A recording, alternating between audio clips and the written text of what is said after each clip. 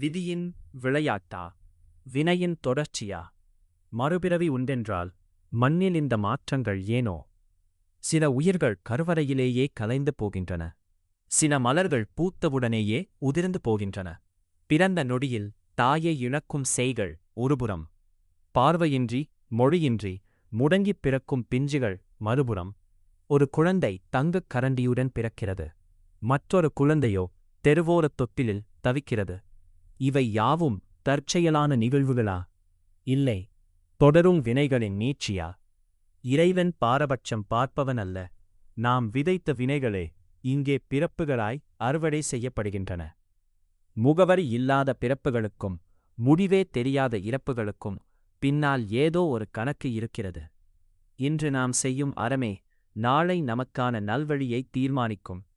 ஆம், நாம் சுமந்து வருவது வெறும் உடலையல்ல, நம் கடந்த காலத்தின் மிச்சங்களை.